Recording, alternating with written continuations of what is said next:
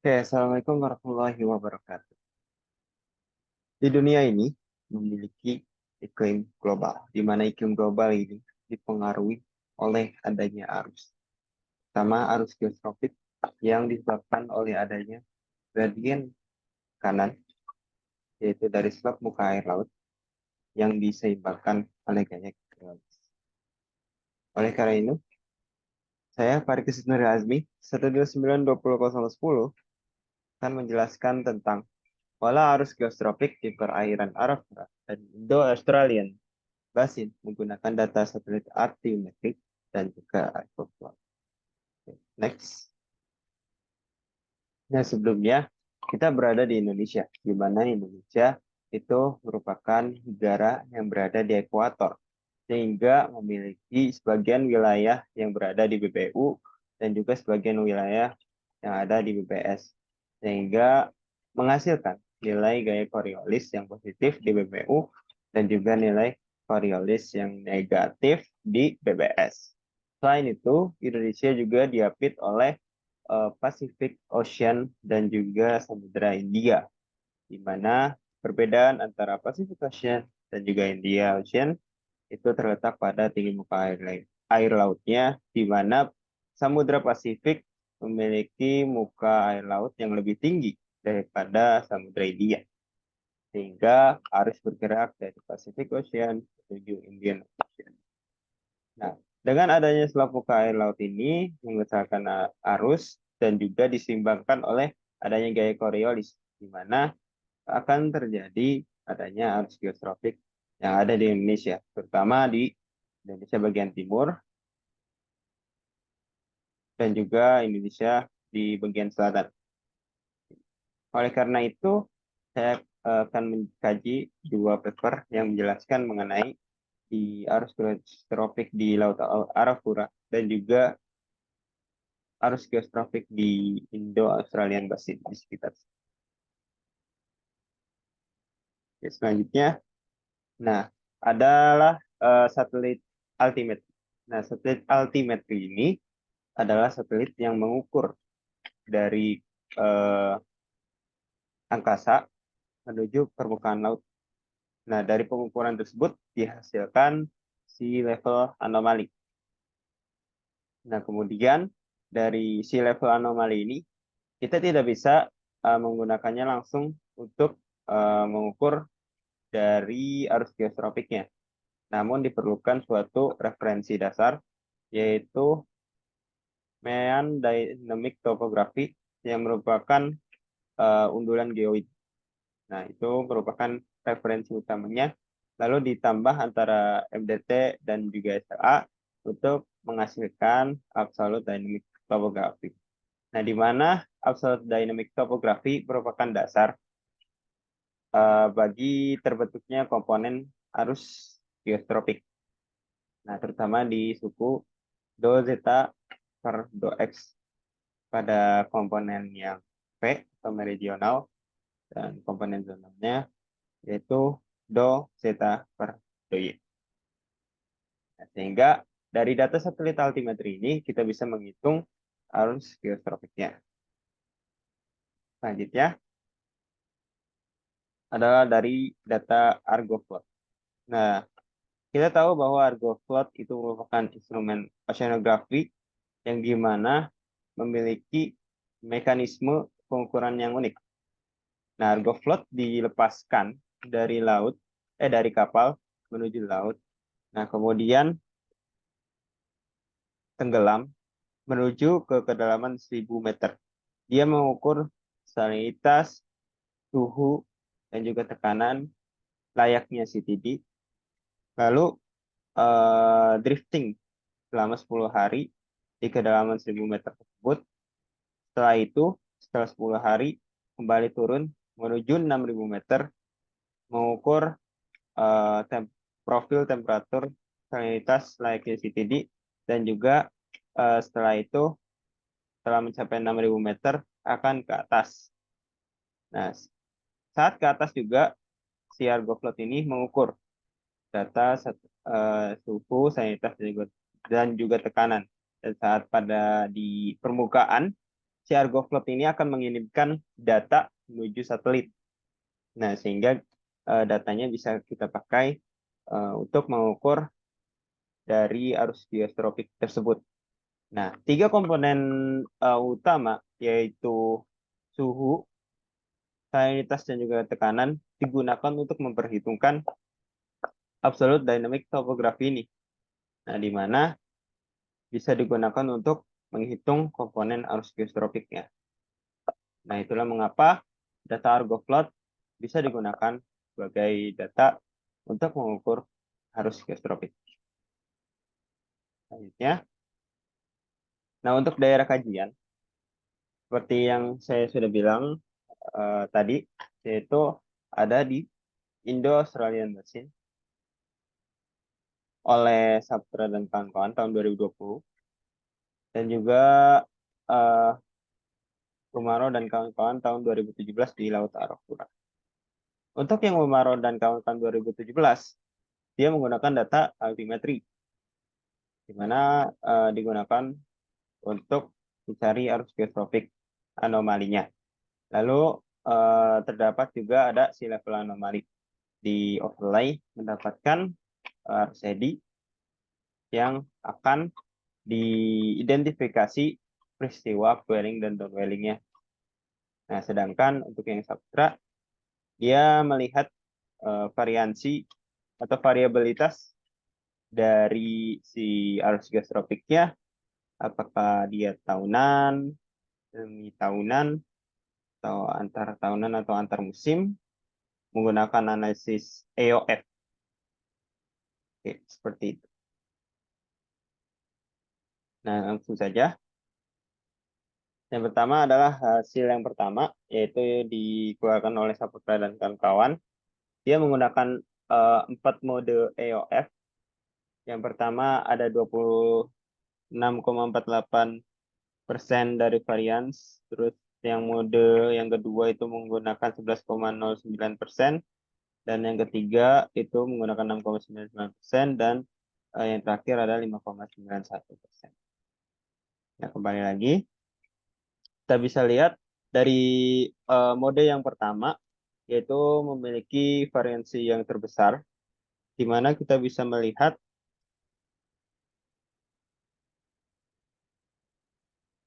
anomali positif di dekat pantai selatan Jawa dan anomali negatif di sekitar lepas pantainya. Nah, sedangkan variasi temporal dalam mode ini menunjukkan puncak amplitudo pada bulan Desember, Februari, Maret, atau April, dan puncak amplitudo negatif pada bulan Agustus, September. Nah, kemudian dari EOF1 ini kita bisa melihat pengaruh dari musiman juga, yaitu monsun tenggara dan juga monsun barat yang memiliki dampak terhadap anomali dalam mode ini. Nah, tentunya bisa dilihat dari variabilitas arus geostropiknya secara temporal, yang dimana menunjukkan peak periodisitas tahunan. Ini yang satu. Lalu juga semi tahunan 0,5 dan juga antar tahunan 1,77 tahun. Nah, sedangkan pada EOF mode 2 dengan varian 11,09%,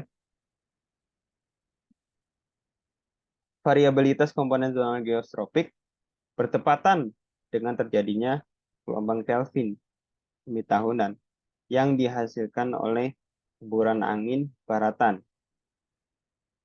dan baratan dari barat ke timur di khatulistiwa di Samudra Hindia.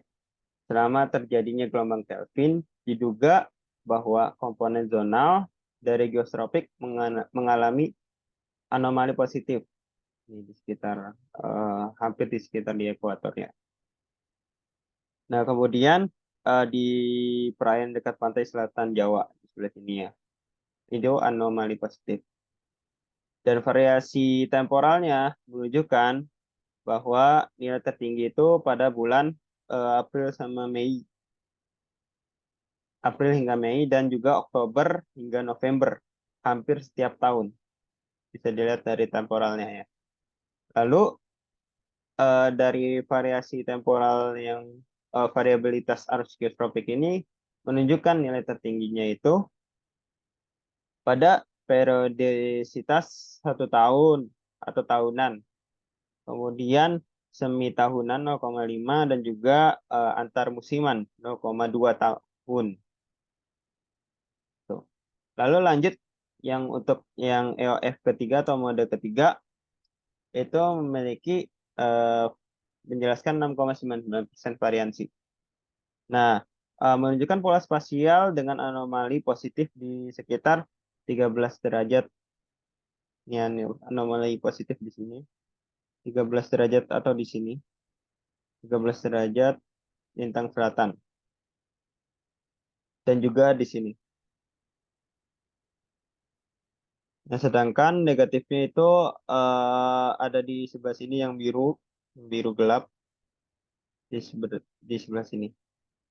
Nah, sedangkan untuk variabilitas temporal dari arus geostropiknya itu menunjukkan periodisitas dominan antar tahunan, yaitu 5,5 tahun dan juga 1,64 tahun dan juga tahunan 1 tahun.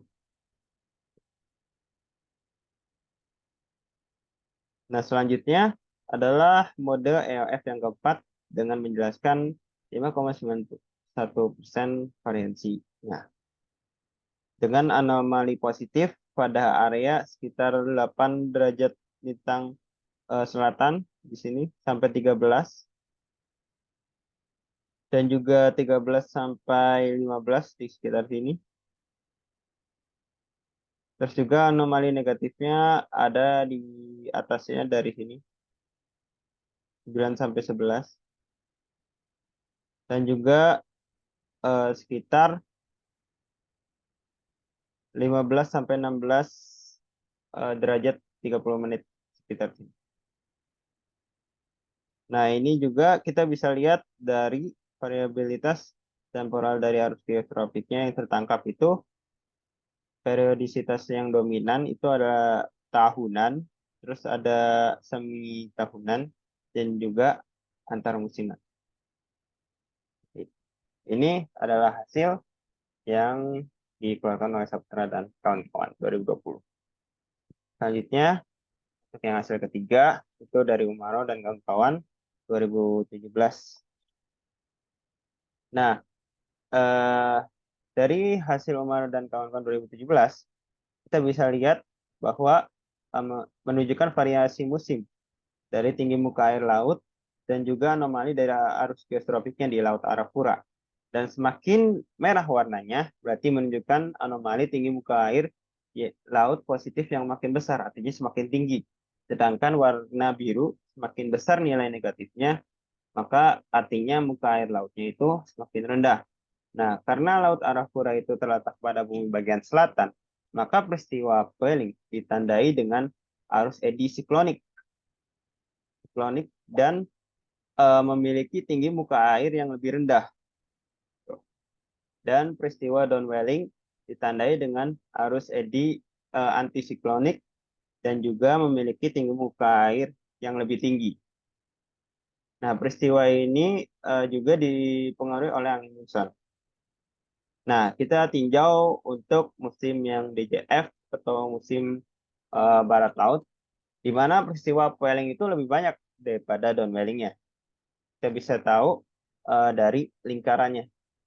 Lingkaran berwarna merah itu menunjukkan upwelling, sedangkan lingkaran yang berwarna hitam itu menunjukkan downwelling.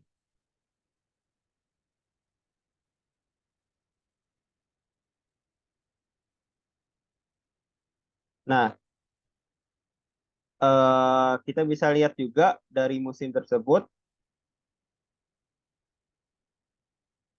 bahwa peristiwa upwelling itu lebih banyak karena tadi dipengaruhi oleh angin muson yang dari barat laut sehingga menghasilkan arus eddy yang siklonik dan menghasilkan peristiwa upwelling yang ditandai oleh lingkaran.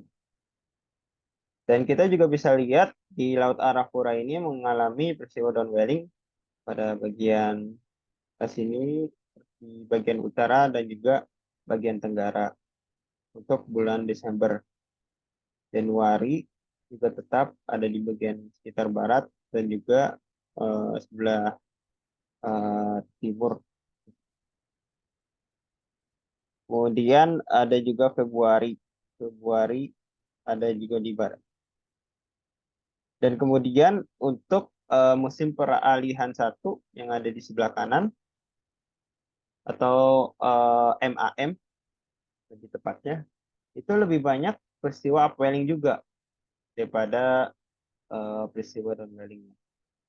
Itu bisa dilihat dari lingkaran merah yang lebih banyak daripada lingkaran hitam ya. Dan peristiwa upwelling ini didominasi di bagian selatan dari Laut Arafura tersebut. Nah, selanjutnya untuk musim tenggara atau JJA sebelah sini, itu memiliki peristiwa upwelling yang lebih mendominasi. Ada bagian selatan juga di Laut Arafura dan juga beberapa peristiwa downwelling. Biasanya peristiwa downwellingnya itu yang mungkin ada sebagian bersama di peristiwa upwellingnya. Nah, ini bisa ditandai dari warna si level anomalinya ataupun dari arah arus eddy-nya siklonik atau antisiklonik. Karena di BPS untuk yang arus eddy ini siklonik berarti dia menunjukkan upwelling dan antisiklonik itu berarti downwelling. Dan selanjutnya itu adalah musim transisi kedua SON, di mana peristiwa downwelling lebih banyak daripada peristiwa upwelling. Ini bisa ditunjukkan pada lingkaran hitam yang lebih banyak daripada lingkaran merah. Didominasi sekitar di bagian utara, yang untuk bulan Oktober, September yang di bagian barat, dan November di bagian tenggara. Kemudian kesimpulan yang dapat diambil adalah arus geostropik itu bisa ditentukan oleh data altimetri. Nah, dan juga bisa ditentukan oleh CVD ArgoFloat. Nah, sama-sama untuk memperhitungkan absolute dynamic topografinya, yang kemudian bisa dihitung untuk komponen arus geostropiknya, baik yang tonal maupun yang meridional. Nah, kita tahu bahwa dalam jurnal yang dibuat oleh Umarov 2017 dapat disimpulkan bahwa altimetri itu bisa menjadi data arus geostropik dari data SLA-nya dan juga ditambah dari MDT sehingga kita tahu ADT-nya. Dari ADT tersebut kita bisa mendapatkan data arus geostropiknya. Nah, kemudian dari overlay SLA dan juga anomali arus geostropiknya, kita bisa mengetahui peristiwa upwelling dan downwelling, yang dimana peristiwa upwelling itu ditandai dengan arus eddy yang siklonik dan juga ditandai dengan SLA yang lebih rendah, dan downwelling itu ditandai dengan SLA yang lebih tinggi dan juga arus eddy yang antisiklonik. Dan juga secara umum Laut Arafura itu sepanjang musimnya didominasi oleh peristiwa upwelling. Terus dalam jurnal yang dibuat oleh Saputra itu dapat disimpulkan bahwa data ArgoFloat yang berupa salinitas, suhu, dan juga tekanan itu bisa dihitung untuk data absolute dynamic topografinya, yang dimana dapat menghitung komponen arus geostropiknya, baik zonal dan juga meridional. Dan dari data tersebut dianalisis menggunakan empirical orthogonal function untuk melihat pola variabilitas arus geotropik di Indo-Australian Basin. Nah, apakah itu pola temporal dari tahunan, musiman, semi tahunan, atau antar musiman, dan lain sebagainya. Dan ini adalah daftar pustaka yang digunakan pada penyusunan artikel nantinya untuk keperluan tugas UTS, dinamika arus laut, dan juga pembuatan dari PPT. Oke, eh, gitu saja pemaparan dari saya ya mengenai pola variabilitas arus geostropik menggunakan data altimetri dan juga arus plot di Laut Arafura dan juga Indo-Australian Basin. Semoga bermanfaat dan mohon maaf apabila ada kekurangan. Assalamualaikum warahmatullahi wabarakatuh.